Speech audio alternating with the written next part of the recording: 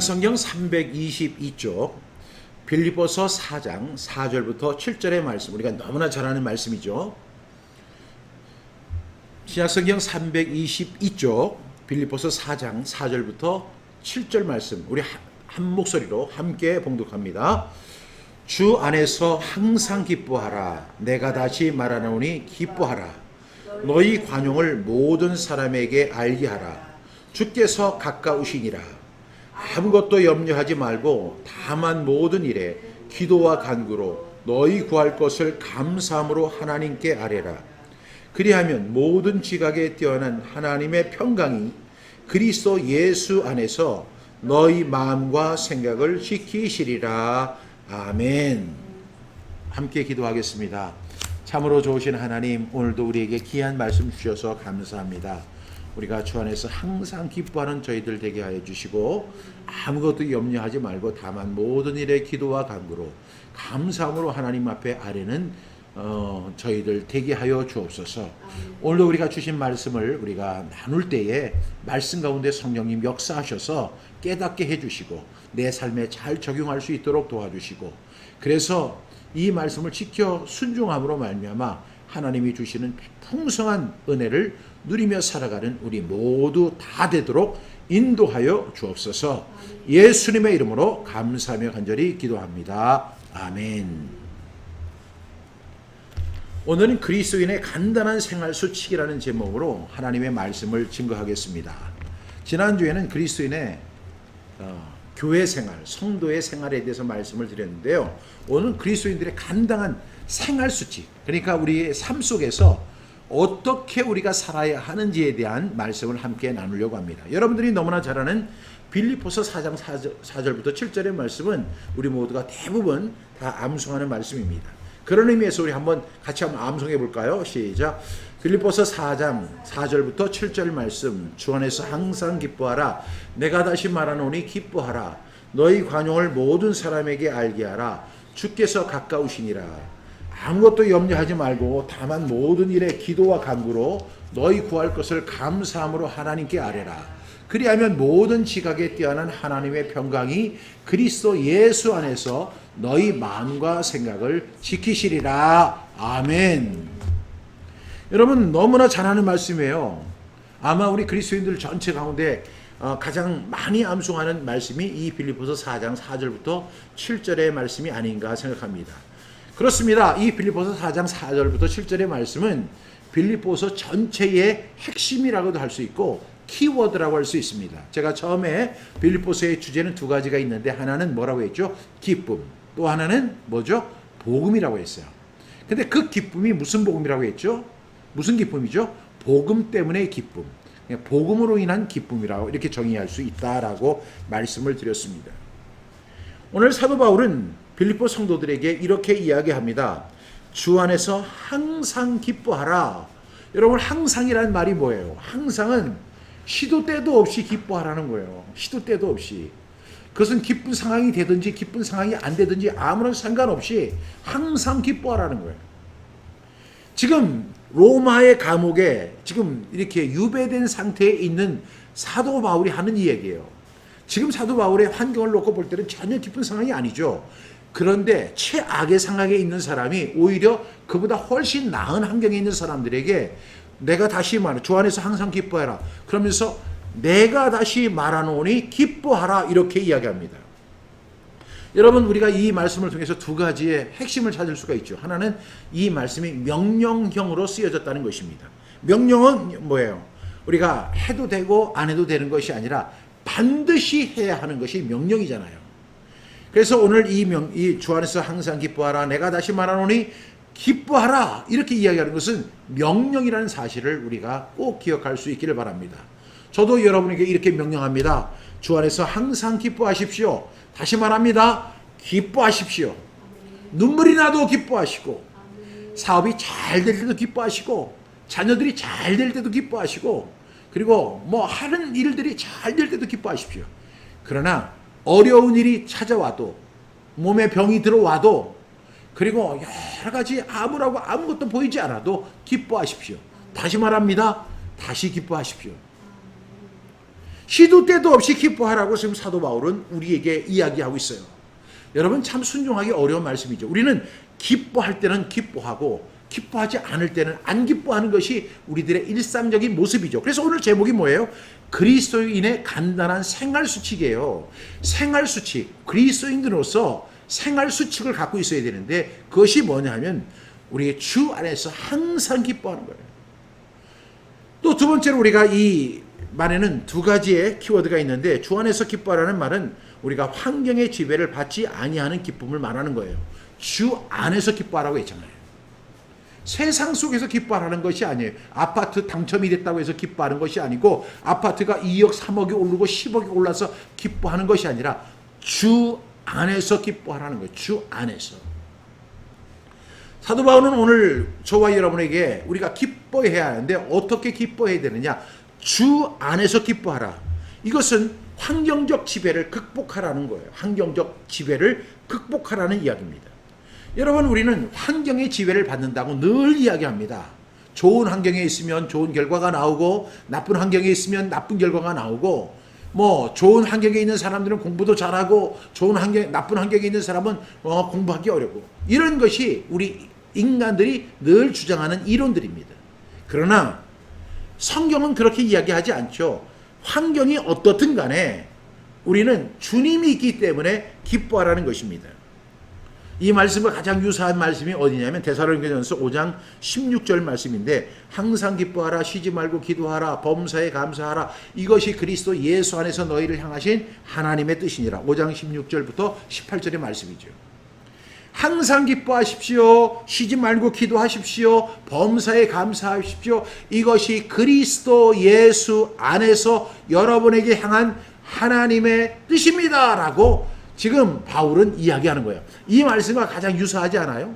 그러니까 바울은 빌립보 교회에 있는 성도들에게 보내는 편지이든지 데살로니가에 있는 성도들에게 보내는 편지든지 그 내용의 핵심이 똑같아요. 오늘 말해 주 안에서 항상 기뻐하라 내가 다시 말하오니 기뻐하라 이렇게 이야기한 것처럼 데살로니가 5장 16절부터 18절에서는 항상 기뻐하라 쉬지 말고 기도하라 범사에 감사하라 이것이 그리스도 예수 안에서 여러분에게 향하신 하나님의 뜻이니라 이렇게 이야기합니다. 그러니까 항상 기뻐하고 쉬지 말고 기도하고 범사에 감사하는 것 이것이 하나님의 뜻이라는 거예요. 여러분 제가 왜 이 말씀을 강조하냐면 많은 사람들이 신앙을 변질시키려고 그래요. 신앙을 아주 특별한 것처럼 이렇게 삶과 분리된 어떤 아주 수도원의 영성처럼 이렇게 분리시키려고 하는 게 있어요. 그것이 바로 누구의 전략이냐면 사탄의 전략이에요. 사탄은 그 우리의 삶을 그래서 오늘 생활수칙이라고 말씀드렸잖아요. 항상 기뻐하라 쉬지 말고 기도하라 범사에 감사하라 이것이 그리스도 예수 안에서 너희를 향하신 뭐라고 했죠? 하나님의 뜻이다. 하나님이 이것을 원하시는 거예요. 하나님의 뜻이에요 이게. 그리고 주 안에서 항상 기뻐하라 내가 다시 말하노니 기뻐하라 이것이 하나님의 뜻이에요. 그런데 이것을 갖다 교묘하게 고도화시켜요. 그리고 고차원의 세계로 이끌어가요. 그러면서 뭐라고 불러요? 영성, 뿌리 깊은 영성 이런 이야기를 한단 말이죠. 그러면 항상 기뻐하고 쉬지 말고 기도하고 범사에 감사하는 이런 것들은 별로 중요한 게 아니야. 영성이 깊어야 돼. 영성 생활을 해야 해. 이렇게 이야기합니다. 영성의 깊은 세계가 있나요? 또 깊은 영성이 필요하다는데 깊은 영성이 필요한가요? 근데 그 말이 저는 나쁘다고는 생각 안 해요. 영성의 깊은 세계, 그 다음에 깊은 영성 이런 얘기를 들어보면 그 얘기가 나쁜 건 같지 않아요. 그런데 가만히 보면 도대체 그 얘기가 어디서 나온 거예요? 성경에서 나온 거예요? 뿌리 깊은 영성이란 말이 성경에 있나요? 영성의 세계, 영성을 깊이 하라, 높은 영성을 가져라, 깊은 영성을 가져라. 아니 영성이 바닷물인가요? 깊고 높고 하늘인가요? 바울은 그런 얘기 한 번도 한 적 없어요. 바울은 뭐라고 했다고 했죠? 주 안에서 항상 기뻐하라 내가 다시 말하노니 기뻐하라. 아니 그렇게 어렵고 힘들고 그 고난 속에 있어도 기뻐하십시오. 주 안에서 기뻐하십시오. 다시 말합니다. 기뻐하십시오. 데살로니가 교회는 항상 기뻐하십시오. 쉬지 말고 기도하십시오. 범사에 감사하십시오. 이것이 사도 바울이 얘기하는 거예요. 이것도 또 영성이라고 또 포장하는 사람들이 있어요. 그 포장하는 거는요, 그 사탄들의 전략이에요. 왜? 하나님의 말씀 자체를 가리우고 또 다른 단어를 만들어 가기 위한, 그래서 하나님 말씀 앞에 집중하지 않고 다른 것에 신경을 빼앗으려고 하는 사탄의 고도의 계획이에요. 그런 거 하지 마세요. 그런 거는 사탄의 앞잡이가 되는 거예요. 카톨릭의 그 영성, 그걸 왜 빌려와요? 그런 거 하지 말고 이렇게 하세요. 항상 기도하십시오. 쉬지 말고 기도하십시오. 항상 기뻐하십시오. 쉬지 말고 기도하십시오. 범사에 감사하십시오. 주 안에서 항상 기뻐하십시오. 내가 다시 말하노니 기뻐하십시오. 너희 관용을 모든 사람에게 알게 하십시오. 주께서 가까우옵니다. 이렇게 얘기하는 것이 정말로 정말 성경이 원하는 이야기라는 것이죠. 제 주위에 하나님의 뜻을 구하는 사람들이 엄청 많아요. 우리나라의 베스트셀러 이렇게 가운데 보면, 물론 우리 태필린 복음이 베스트셀러에서는 압도적이지만, 그렇지만 가짜 책들도 엄청 베스트셀러가 되는 경우가 많아요. 뭐 하나님의 뜻이다 그러면 사람들이 그냥 하나님의 뜻이 뭘까, 하나님의 뜻이 뭘까 이러면서 그 책을 사가지고 보는 거예요. 봐봤자 아무것도 없는 거 아시죠 여러분? 아무것도 없어요.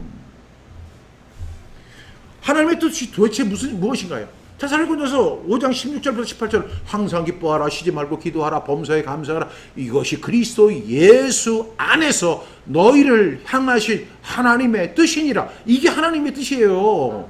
무슨 하나님의 뜻을 갖다 분별하고, 그런 사람들이 늘 하는 얘기가 있잖아요. 하나님, 저는 어떻게 해야 하나요? 하나님의 뜻이 도대체 무엇인가요? 이 일을 하는 것이 주님의 뜻인가요? 하나님께서 저를 여기로 부르신 것은 주님의 어떤 의도이신가요? 굉장히 멋있어 보이죠? 그런 얘기하는 사람들은 굉장히 영성이 있고 주님과 막 독대하는 사람, 그래서 참 깊은 신앙의 세계 속에 있는 사람 같은 그런 사람처럼 묘사될 때가 되게 많아요. 하나님, 저는 어떻게 해나요? 하나님 저를 왜 이렇게 이 자리로 부르셨나요? 하나님의 음성을 들려주세요. 한국교회의 실수는요, 그런 사람들을, 신실한 사람, 믿음이 좋은 사람, 하나님의 음성을 듣는 사람, 내려놓은 사람, 그런 사람으로 묘사한다는 것이 문제인 거예요. 근데 여러분 꼭 기억하세요. 진짜 이런 사람들이 믿음이 없는 사람들이에요. 정말 하나님 앞에서 피곤한 사람들이에요. 까다롭고 말이 많은 사람들이죠. 여러분, 우리가 기도를 할 때 기도에 대한 정의가 뭐예요? 내 뜻을 구하는 게 기도인가요? 아니면 하나님의 뜻을 구하는 것이 기도인가요? 마태복음 6장 33절, 그런즉 너희는 먼저 그의 나라와 그의 의를 구하라. 무엇을 먹을까, 무엇을 마실까, 무엇을 입을까 염려하지 말라. 이는 이방인들이 구하는 것이다. 너희 천부, 너희 하늘 아버지께서 이 모든 것이 너희에게 있어야 할 줄을 아버지께서 아신다. 그러므로 너희는 먼저 그의 나라와 그의 의를 구하라. 그리하면 이 모든 것을 너희에게 더하시리라. 하나님 이렇게 예수님이 친히 그렇게 말씀하셨는데도, 하나님 제가 왜 여기에 있나요? 제가 이것은 주님의 뜻인가요? 여러분, 우리가 꼭 기억해요. 어떤 사람은 기도를 하는 명목으로, 믿음이 좋다는 명목으로 자신의 욕심을 구하면서 잘못 나가는 경우가 상당히 많아요. 하나님의 뜻이 뭐라고요? 하나님의 뜻은 명백해요. 아주 시원시원해요. 항상 기뻐하라, 쉬지 말고 기도하라, 범사에 감사하라. 이것이 그리스도 예수 안에서 너희를 향하신 하나님의 뜻이다. 하나님이 이렇게 말씀하시는데 하나님의 뜻은 어디에 있나요? 말이 많아요. 이런 사람들은 기도를 하는 명목으로, 믿음이 좋다는 명목으로 자기의 욕심을 구하기 위해서 그러는 거예요. 여러분, 히브리서 11장 8절에 보니까 믿음으로 아브라함 부르심을 받을 때 순종하여 장래 유업으로 받을 땅에 나아갈새 갈 바를 알지 못하고 나아갔다는 거예요. 이 아브라함이 가끔 가다가 중얼중얼 거릴 때가 있었어요. 너에게 아들이 있을까? 아유, 내게 나이가 많은데 무슨 아들이 있을까? 이렇게 중얼거리는 거예요. 근데 하나님은 그거 다 들으셨어요. 하나님은 그거 별로 좋아하지 않으셨어요. 사라가 뒤에서 웃었어요. 너에게 이맘때에 아들이 있을 거다. 그러니까 가요, 나에게 아들이 있을까? 너 사라 말했지? 저 말하지 않았는데 너 말하는 거 다 들었다. 하나님 이렇게 말씀하세요. 하나님은 항상 기뻐하라, 쉬지 말고 기도하라, 범사에 감사. 이것이 그리스도 예수 안에서 너희를 향하신 하나님의 뜻이다. 이렇게 하면 그 말씀을 믿고 나가는 것입니다. 이것은 마치 부모가 자녀에게 공부를 열심히 하라 이렇게 얘기했더니 그 자녀가 어떻게 공부를 해야 하나요? 어느 과목을 더 열심히 공부를 해야 되나요? 과연 공부를 열심히 하면 좋은 성적이 나올까요? 인생에서 공부가 정말 중요한 걸까요? 뭐 이런 질문하는 아들이 있다고 생각해 보세요. 아이고, 네가 정말로 공부에 대한 관심이 있구나. 그렇게 하겠어요? 입 닥치고 가서 공부나 해라, 이놈아. 이렇게 할 거 아니에요. 아니, 공부를 하라고 하는 그 총체적 의미는 내가 해야 할 일이 공부고 그 공부를 스스로 찾아서 스스로 공부하고 스스로 그 해답을 찾고 이렇게 해나가는 거잖아요. 스스로 시간을 갖다 할애해서. 그것이 공부를 열심히 하는 거예요. 아, 공부하라고 했더니 뭐 어떻게 공부해야 하나요? 뭐 어떤 과목을 공부해야 더 성적이 좋을까요? 지금 이 시간에는 어떤 과목이 더 유리할까요? 이렇게 이야기하는 사람들을 보면 우리가 어떤 생각이 들어요? 한 방 팍 때려주고 싶은 생각이 들잖아요. 그렇죠? 그러니까 하나님의 뜻은 명백한데 괜히 뭐 하나님께서 뭐 우리 어디로 가야 되나요? 오른쪽으로 갈까요? 왼쪽으로 갈까요? 그래서 성경책을 딱 피니까 숫자가 홀수네? 그러면 오른쪽으로 가야 되겠네? 그런 사람들이 얼마나 많아요. 그런 사람들이 한국교회 영성을 주장한다고 하고 외국 서적 그냥 가져와서 번역해가지고, 제가 사람의 이름을 얘기하지 않겠지만 그 제자들이 지금 한국에서 뭐 깊은 영성, 뭐 재정 이런 걸 가지고 중얼거리면서 그것이 마치 하나님의 뜻인 것처럼, 하나님께서 우리를 창조하실 때 어떻게 창조하셨냐면 하나님의 형상대로 만드셨어요. 하나님의 형상이 뭐예요? 지정의예요. 그것은 우리에게 다 주신 거예요. 스스로 판단하고 스스로 결정하고. 그러나 그것만으로 안 되니까 명백한 하나님의 말씀을 주신 것 아닙니까? 그것이 뭐예요? 성경이잖아요. 그래서 성경은 우리에게 이렇게 말해요. 항상 기뻐하라, 쉬지 말고 기도하라, 범사에 감사하라. 오늘 사도 바울이 그 빌립보 교회에게 항상 기뻐하라, 주 안에서 기뻐하라, 내가 다시 말하노니 기뻐하라, 이렇게 이야기합니다. 여러분, 여기서 주를 기뻐한다는 것은 환경을 초월한 기쁨을 말한다고 말씀했죠. 만약 그리스도인들이 환경의 지배를 받는다면 이는 마치 어두운 밤의 바람 앞에 흔들리는 촛불과 같은 거예요.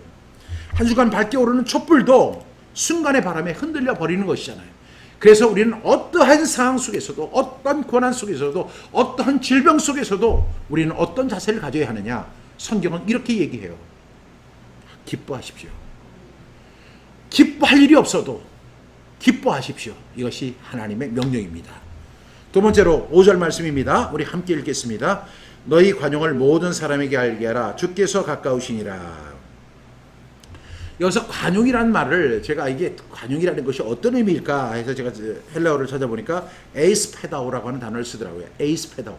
이게 무슨 뜻인가 하면 유리하다, 순하다, 온화하다, 친절하다, 너그러움이다. 그러니까 우리가 생각하는 관용과 거의 흡사한 내용이에요. 그러니까 순하다, 그 다음에 온화하다, 친절하다, 너그럽다는 거예요. 오늘 말씀에 너희 관용을 모든 사람에게 알게 하라. 다시 말하면 너희의 온화한 면을 모든 사람에게 알게 하라. 너희의 친절한 면을 모든 사람에게 알게 하라. 또는 너희의 너그러움을 모든 사람에게 알게 하라는 거예요. 여러분, 그 방법이 뭐죠? 주 안에서 기뻐한 사람만이 할 수 있는 특권입니다. 우리가 성경을 읽다 보면 성경은 이 관용에 대해서 여러 차례 이야기하는데, 관용은 감독을 세울 때 그 감독의 자질 중에 하나가 관용입니다. 또 이 의로부터 오는 지혜를 이렇게 이야기할 때 보면 그 의로부터 오는 지혜 가운데 하나가 관용이라고 이렇게 정의를 합니다. 이 말씀은 우리가 하나님의 말씀과 관련된 모든 문제를 타협하라는 그런 의미는 아닙니다. 여기서 관용은 성도들 간에 어떤 지엽적인 것을 가지고 다투거나 허영심을 조장하는 태도를 가리키는 것으로 이렇게 봐야 됩니다. 그러니까 관용은 이기심과 교만과 대조되는 식별 가능한 그 행동이 바로 관용입니다. 왜냐하면 주께서 가까우시기 때문입니다. 그래서 윌리엄 맥도날드라고 하는 사람은 그의 주석에서 이렇게 이야기합니다. 주께서 가깝다, 이것은 주님이 지금 함께하는 것과 같은 의미다라고 이야기했습니다. 6절 말씀으로 가겠습니다. 6절 말씀 우리 함께 선포합니다. 시작. 아무것도 염려하지 말고 다만 모든 일에 기도와 간구로 너희 구할 것을 감사함으로 하나님께 아뢰라. 아무것도 염려하지 말라고 그랬어요. 진짜 깊은 믿음은 뭐냐면 아무것도 염려하지 않는 거예요.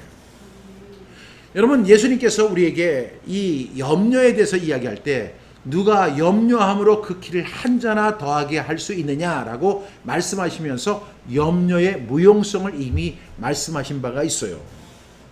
그런데 우리는 사람인지라 염려가 쉽게 찾아와요. 그래서 우리는 꼭 이 말씀에 순종해야 돼요. 염려가 찾아오더라도 염려하지 마십시오. 염려가 다가오는 것은 당연한 현상이라고 생각할 수 있지만 그 염려를 거부하는 것은 그리스도인의 자세입니다. 염려가 우리 앞에 다가왔는데 우리가 그 염려에 빠지게 되면 우리는 흔들리기 시작할 것입니다. 대신에 우리는 염려하지 말고 염려가 찾아올 때 우리가 해야 할 것이 있어요. 다만 모든 일에 기도와 간구 그리고 구할 것을 감사함으로 하나님께 아뢰는 거예요. 그러니까 우리는 기도와 간구를 하는 거예요. 그 시간이 바로 기도와 간구의 시간입니다. 그런데 이 기도와 간구 시간에 꼭 포함시켜야 할 것이 있는데 뭐냐면 감사함으로 하나님께 아뢰는 거예요.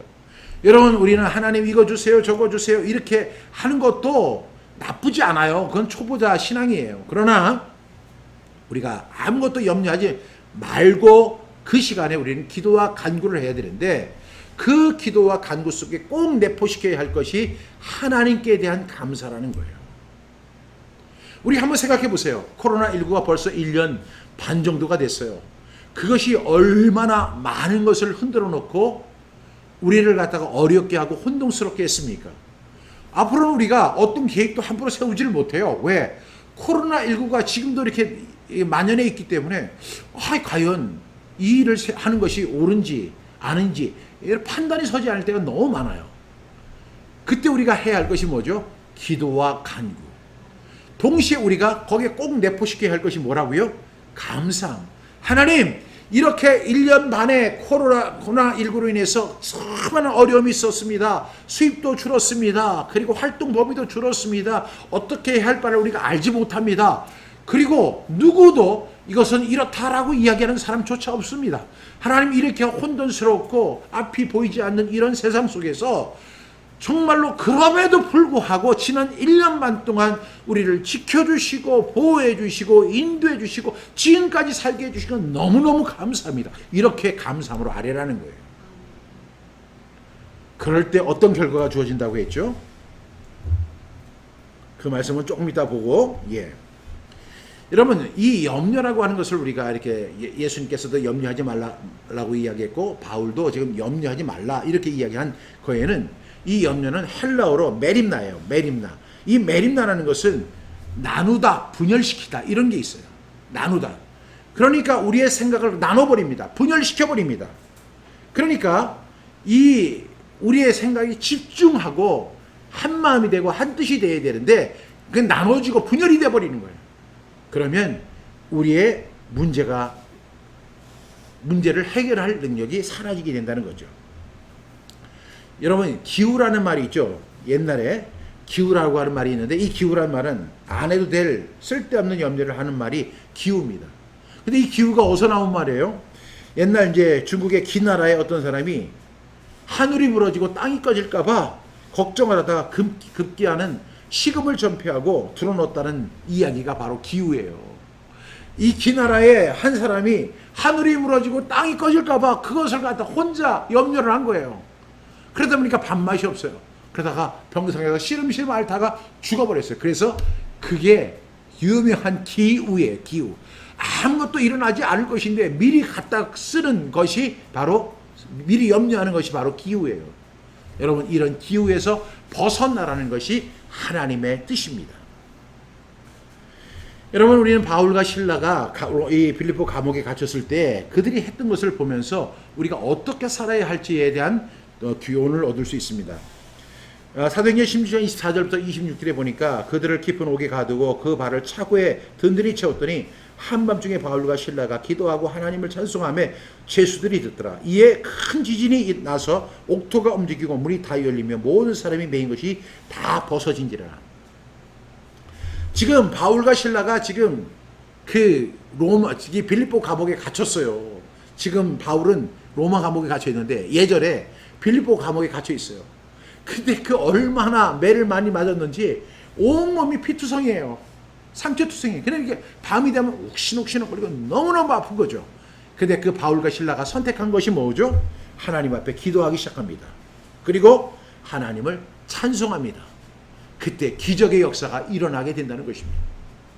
여러분, 앞에 보이지 않고 손에 잡히는 거 없고 귀에 들리는 거 없고 눈에 보이는 거 없어도 우리가 하나님을 찬송하고 감사할 때 여러분 영적 전쟁터가 열려지는 놀라운 은혜가 있을 줄로 믿습니다.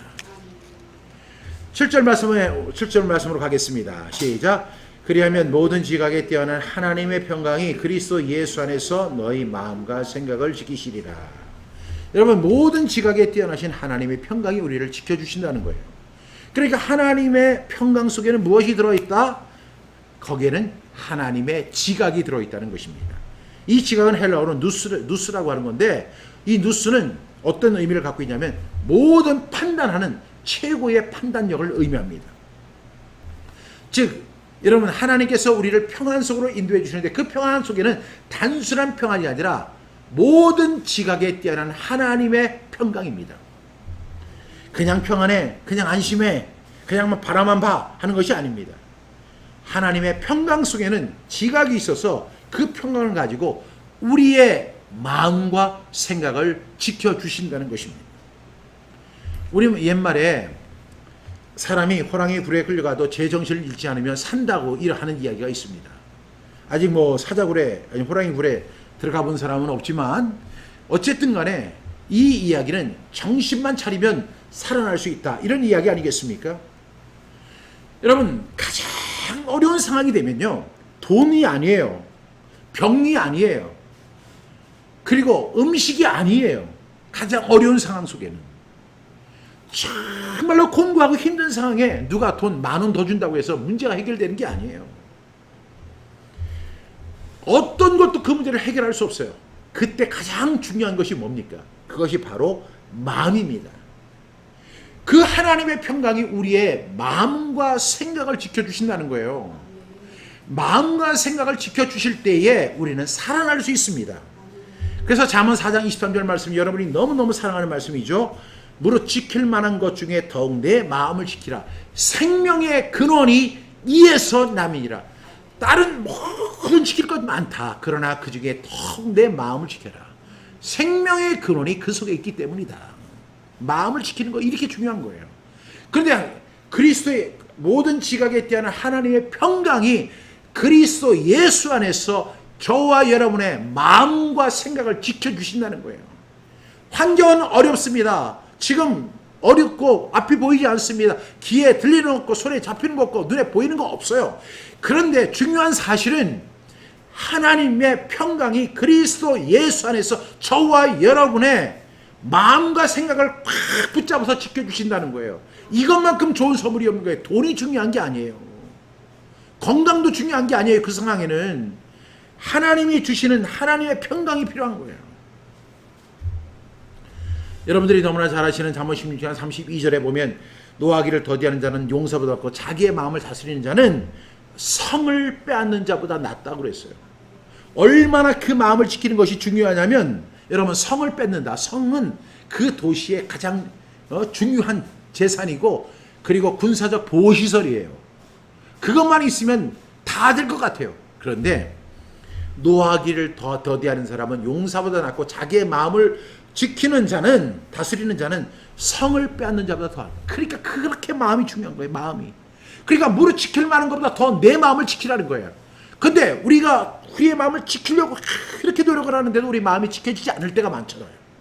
그런데 우리가 아무것도 염려하지 말고 다만 모든 일에 기도와 간구로 감사함으로 하나님께 아뢰면 모든 지각에 뛰어난 하나님의 평강이 그리스도 예수 안에서 우리의 마음과 생각을 지켜주신다는 거예요. 당신의 마음과 당신의 생각을 지켜주신다는 거예요. 그럼 당신은 살아나게 됩니다. 여러분, 지각은 생각하고 판단하는 능력을 말하는 거죠. 이사야 선지자도 그런 이야기를 했죠. 이사야서 26장 3절에 보니까 주께서 심지가 견고한 자를 평강에서 평강으로 지켜주신다. 그리고 여러분, 하나님은요 우리의 마음이 단련되기를 원해요. 잠언 17장 3절에 보니까 도가리는 어는 풀무는 금을 연단하니까 여호와는 마음을 연단하신다고 그랬어요. 여러분, 이렇게 마음이 중요한 거예요. 이 마음, 하나님께서 우리가 항상 기뻐하고 다시 말하노니 기뻐하라 너희 과정을 모든 사람에게 알아 주께서 가까이 오시다 이렇게 얘기하면 아무것도 염려하지 말아라. 다만 모든 일에 기도와 간구로 너희 구할 것을 감사한 마음으로 하나님께 아뢰기만 하면 모든 지각에 뛰어난 하나님의 평강이 우리의 마음과 생각을 지켜주신다는 거예요. 누구 안에서? 예수 그리스도 안에서. 이 말에서 믿으십니까? 그렇다면 여러분, 이 한 주간을 살아갈 때 우리에게 염려가 찾아올 때 우리는 뭐 해야 돼요? 기도해야 되죠. 간구해야 되죠. 그런데 그 기도와 간구 속에 무엇이 내포되어야 된다고요? 감사함이 내포되어야 한다는 사실을 말씀드리는 거예요. 저나 여러분이나 똑같은 사람이에요. 어떤 사람은 강해 보이는 사람이 있어요. 그 강해 보이는 사람도요, 알고 보니까 보통 약한 사람이 아니에요. 사람 누구나 똑같이 연약해요. 그런데 이 어렵고 힘든 세상 속에서 승리하며 살아가는 방법이 뭐예요? 하나님의 말씀을 따라가는 거예요. 오늘 하나님의 말씀은 우리에게 주시는 귀한 교훈이 4가지인데, 첫 번째는 주 안에서 기뻐하라는 거예요. 다시 말하면 기뻐해. 여러분, 기뻐하십시오. 환경적 기쁨이 아니라 주 안에서의 기쁨을 누리십시오. 그리고 두 번째는 끝까지 관용의 마음을 가지십시오. 세 번째는 모든 일을 위해서 기도할 때 항상 하나님께서 베풀어 주신 에베네셀의 기쁨. 그러니까 뭐죠? 지금까지 하나님께서 지켜주셨다 하는 그 마음을 우리가 되새기면서 감사하는 마음으로 기도하는 저와 여러분 되시기 바랍니다. 이렇게 우리는 3가지만 하면 돼요. 그러면 4번째는 하나님이 역사하십니다. 모든 지각에 뛰어난 하나님의 평강이 그리스도 예수 안에서 저와 여러분의 생각과 마음을 지켜주실 것입니다. 그때 우리는 승리할 수 있을 것입니다. 다시 일어설 수 있을 것입니다. 그리고 다시 힘을 내서 걸어갈 수 있을 것입니다. 아무리 환경이 사막 같을지라도, 그리고 정말로 곤고한 상황에 놓여 있을지라도 우리는 다시 소생할 수 있을 것입니다. 그리고 힘있게 걸어갈 수 있을 것입니다. 주님이 우리의 손을 붙잡아 주시고 우리의 생각과 마음을 지켜주시기 때문입니다.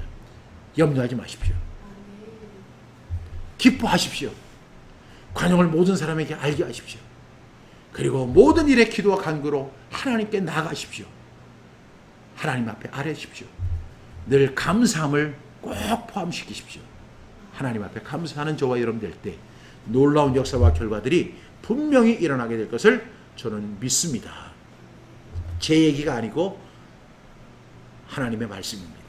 이 말씀을 꼭 하나님의 말씀으로 받아들이고 순종하는 저와 여러분 모두가 되기를 주님의 이름으로 부탁드리겠습니다. 기도하겠습니다. 참으로 좋으신 하나님, 아무것도 염려하지 말고 다만 모든 일에 기도와 간구로 너희 구할 것을 감사함으로 하나님께 아뢰라고 했습니다. 그리하면 모든 지각에 뛰어난 하나님의 평강이 그리스도 예수 안에서 너희 마음과 생각을 지켜주신다고 약속해 주셨습니다. 이 약속을 붙들며 나아갑니다. 항상 기뻐하겠습니다. 기뻐하지 못할 상황에서도 기뻐하겠습니다. 그리고 모든 사람에게 나의 관용을 나타내 보이겠습니다. 그리고 어려운 일을 당할 때 염려하지 않고 기도와 간구로 감사함으로 하나님 앞에 나아가겠습니다. 하나님 도와주시옵소서. 흔들리지 않도록 주님 붙잡아 주시옵소서. 예수님의 이름으로 기도드렸습니다.